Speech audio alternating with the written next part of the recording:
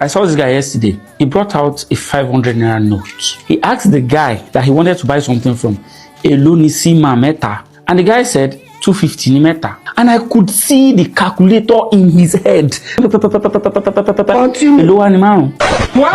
Márùn báwo? Is it kẹ́ra mẹ́ta, bí kẹ́ra mẹ́fà, mẹ́ta 250, mẹ́fà 500. Say bí èló ló ní 400 ni máa rà fún mi. In my head I'm like, idiot. Tí man sacheti lọ ná báyìí.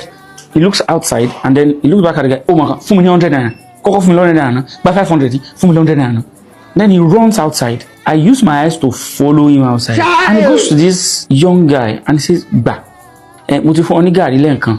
So ọkàn ra ẹ̀pà 15 naira báwọn. Ó sì ra sugar 15 naira. Ẹ̀bọ́ olómi.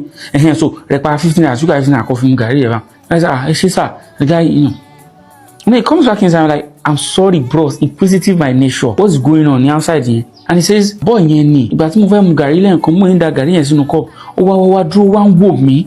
Mo gba kí ló ṣe boy." And he goes, "Ẹ̀gbọ́n ìjọ, ṣé mo rí gàrí díẹ̀?" I quickly understood that ebi ló ń pa kò ń ṣòwò ló ń wá. Kíní yẹn wá touch me. And ọ̀gá mi rán mi sí man. Àwọn márùn-ún la dẹ̀ fẹ́ mú. Tí wọ́n bá mu ẹyọ kan, ẹ̀ máa mú ẹyọ kan. Emeka máa mú ẹyọ kan. Bọ́lá máa mú ẹyọ. And do you know what? Immediately, I realized that I was a worse person. He was the better person in that scenario. I judged him immediately, and he was doing something so humanitarian.